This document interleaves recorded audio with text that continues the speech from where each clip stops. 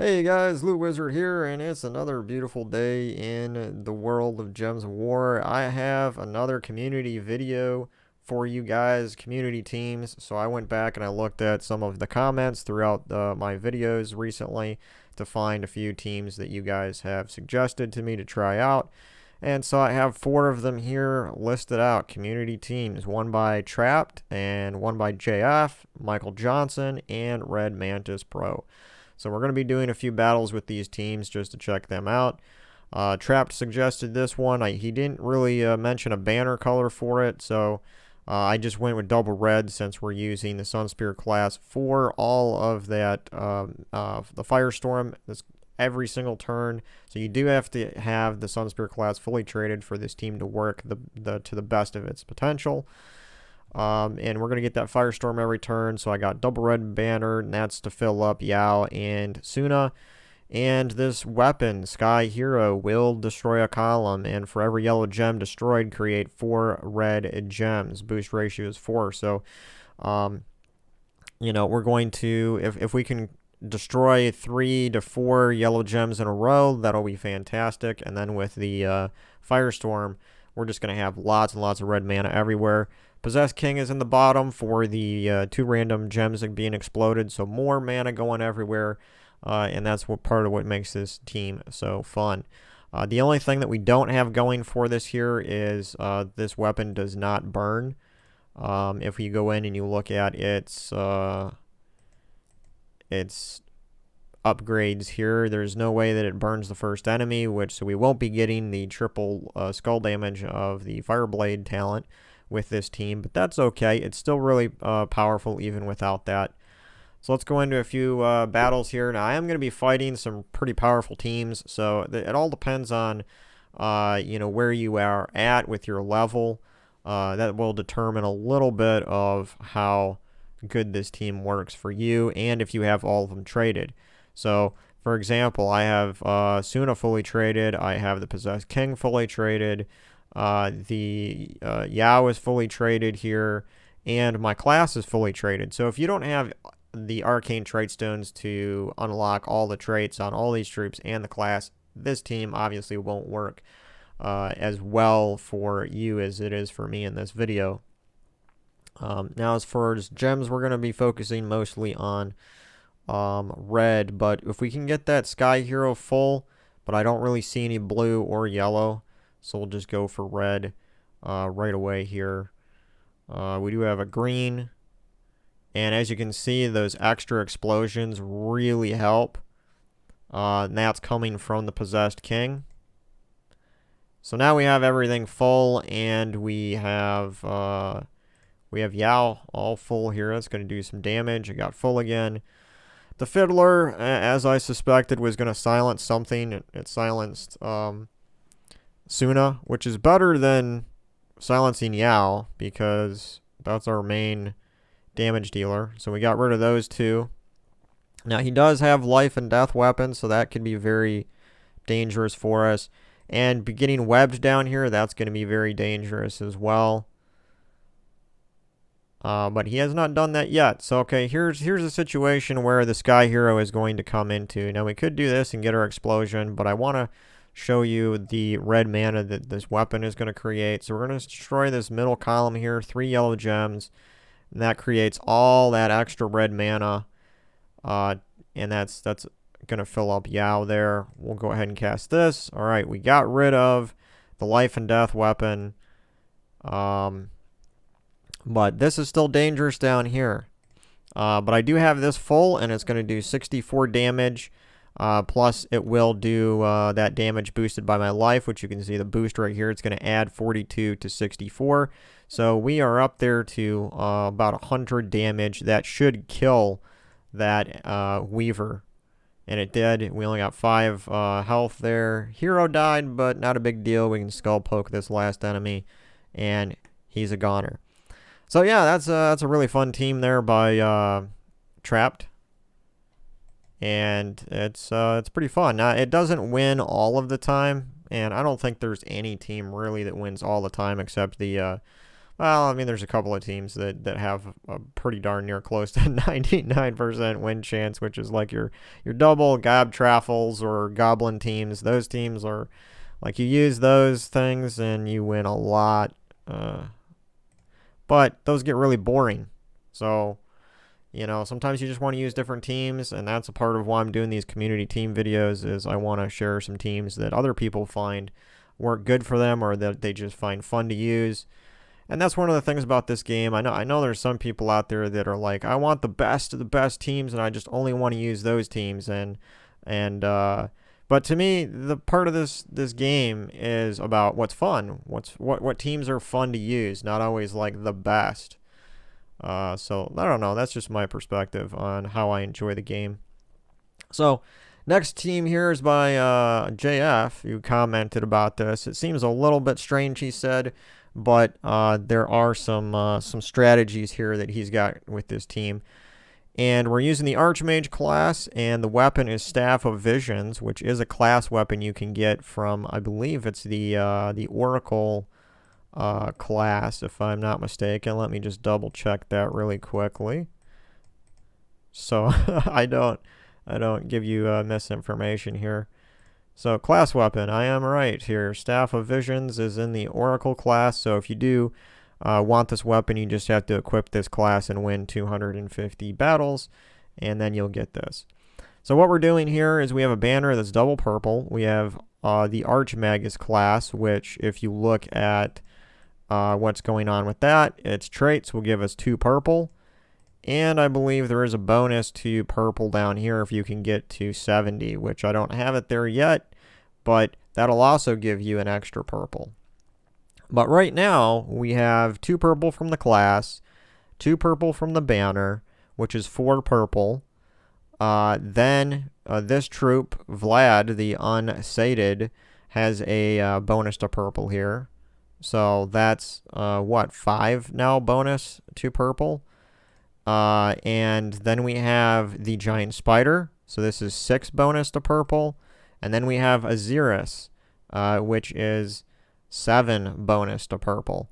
So that means that we're going to get 7 bonus purple for when we just match, 3 purple.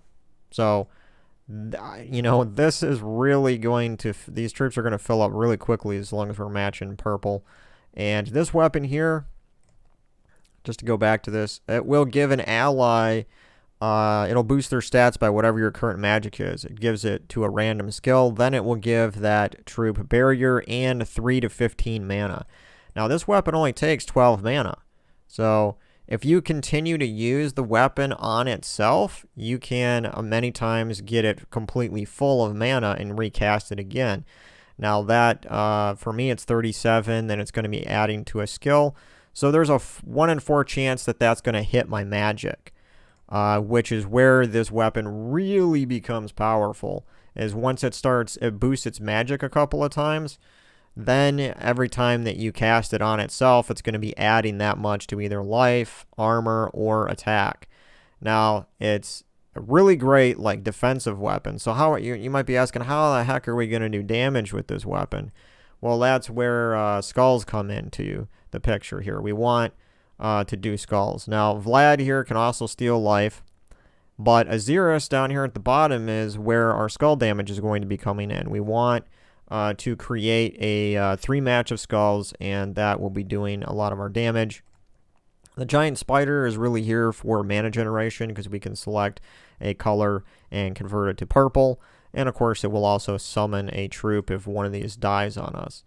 So yeah, this is it's very kind of situational. I don't think we're going to be able to beat a rope dart team here, but what the heck, we're going to give it a try, and we'll use this team a couple of times just so you can see how it works. And maybe you want to try it out. Maybe you'll have more success using it than I do here. But it is a really fun concept of using the Staff of Visions. It does work in a lot of different types of battles. But as you can see, we got that full Giant Spider, and we can transform now into purple. Unfortunately, our Aziris is frozen. That means we will not be getting an extra turn. But guess what? The moon rabbit here is going to convert blue gems to yellow, and we're going to block that by converting yellow to purple. And that'll block him a little bit. Hopefully we can get our, this troop right here, Divine Ishbala, is going to wreck us so bad because there's a lot of red already on the board. But, we're going to go ahead and get our barrier. Yep, that's what I figured. There's way too much with Rope Dart and Ishbala. Like, this team right here just wrecked me in seconds.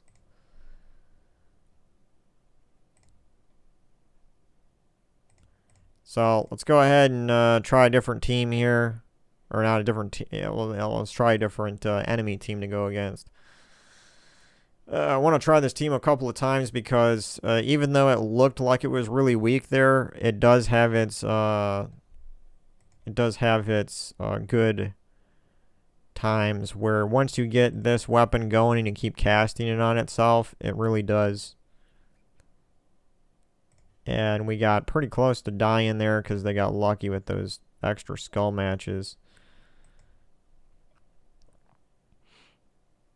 And another lucky skull match for them. So once you lose, that's the only difficult thing about this team is once you lose the Staff of Visions, you're pretty much done for at that point.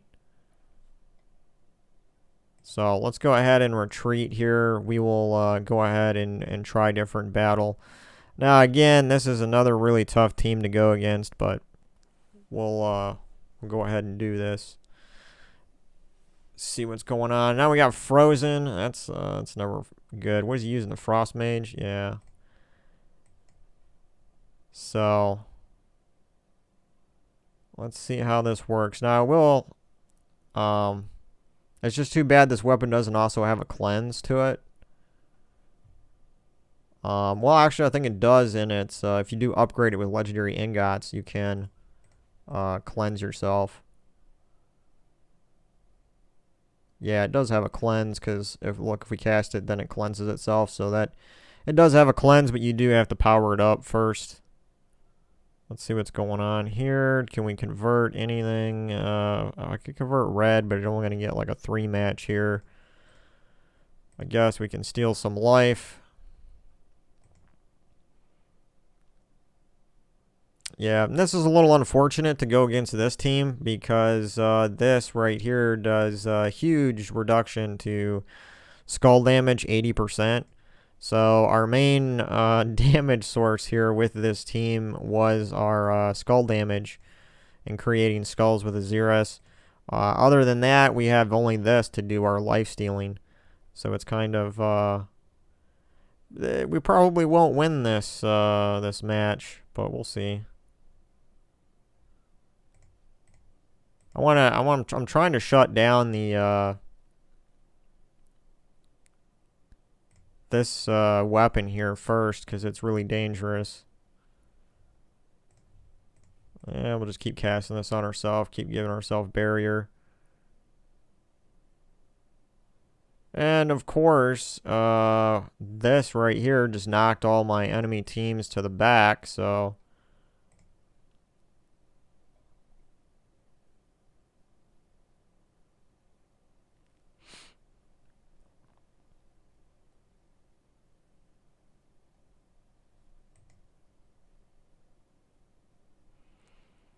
and yeah, we got shut down by the essence of evil.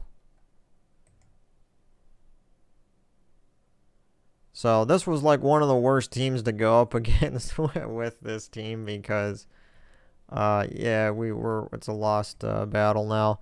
But as you can see, that's basically what that team does there. But it's an interesting team, JF. It's just very situational.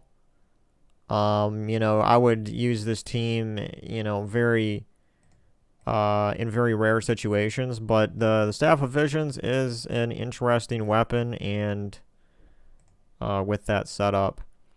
Now, if we go on to Michael Johnson's team here, he suggested something like this with Earth's Fury, Azura, Divinia, and then Umenath down here at the bottom.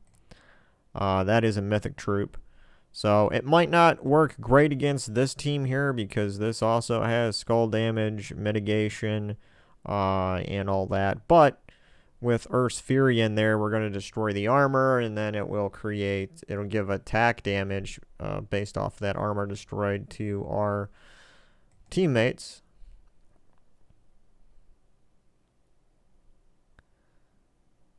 And, yeah, so he powered up his weapon pretty quick, was able to do some significant damage, but we're still alive. We get that barrier going, and we have Divinia, so that's good. So now when I destroy armor, it's going to give attack damage to everything. That's always great. We'll go ahead and give ourselves extra life there. And yeah, we'll match a brown just to give ourselves that barrier. Our Earth's Fury got destroyed. So let's go ahead and cast Umenath now on one of these weakened enemy troops. Let's go ahead and cast that to explode. And we can cast Divinia, explode the board, get some skull pokes going on, and this now is weak enough where Umenath will destroy it. Umenath, or whatever this, Umenath, however you pronounce this thing's name. It deals about 30 damage to an enemy boosted by all their skills. So, and then if the enemy dies, it will gain 10 attack and then create 12 skulls. So, boom, it killed it because it was weak enough. And so that's an interesting team with that Umenath troop. I think there's probably... another type of troop to put in here besides Divinia if you don't have it. He didn't specifically say Divinia. He just said a yellow support troop. And I chose Divinia because I really like Divinia as a yellow support troop. But Azura and Umenath and the Earth's Fury weapon. Earth's Fury is working here to create attack damage for all the enemies. But that's how that team works. And it's a pretty fun team. Again, you do need to have some of those things traded to benefit from all of the things that were going on there, because like Divinia here causes a random positive status effect on a random 4 or 5 match. That really does help. Anyway, moving on to our last team here by RedMantis Pro. This team was actually suggested for delves. If a delve uses a blue color, then RedMantis Pro suggested this team because all of these troops use blue except for the weapon, but the weapon color is not restricted in a delve. So he was saying you put Essence of Evil here, and you can put Azura, and then the High King Irongut, and then Skadi is down at the bottom for your Ice Storm every turn, and that will fill up Azura and give blues for Azura to explode. And then it will fill up the High King Irongut. And once High King Irongut starts to devour enemies, that's where it really gets fun. And any enemies that are immune to devour, you can use the Essence of Evil weapon right here on that troop, and then you'll be able to devour them. So if we use this here, let's see if we can devour. And it didn't. You should always check. I didn't check, but you should always check to see, if, in fact, you can devour it first. So, we'll just go ahead and explode here. It gives us some more blue. And this probably wasn't the best team to go up against just because they're low health here. A better situation, since he was saying to use it for delves. And we do have a devour there, but it didn't add the attack. If you're in a delve, the attack's going to be much, much better. Of course, we can use our Essence of Evil to shut down some of these enemies. And the good thing about Essence of Evil, even in a delve, is that you will do way more skull damage to enemies that are that have the essence of evil. I'll just skull poke that guy. This team right here, the battle I just did really doesn't show off how good that it does work. Probably the best example here would be if I went to a delve. So let's go into a delve and let's do 1-12 difficulty battle, and just to see how it works in when you're devouring higher level enemies. And I do suggest using Titan just for that barrier on there. That really does help. And now that we got all of that, we can explode the board. Collect that blue. Okay, so we have this up. The attack is only 41. We have a 41% chance of devour. And I want to try to devour this thing, because once this thing casts, it's going to give a whole bunch of life to everything, and that's not going to be good. And it did devour. Beautiful. So now, as you can see, the attack damage is 119. And all we're going to do now is just keep exploding the board and getting all that blue to go down to our High King Irongut. And we'll be able to devour every single enemy troop here. And if we do have a troop, like these both, or they're not immune, but let's just say that this troop here would be immune to devour.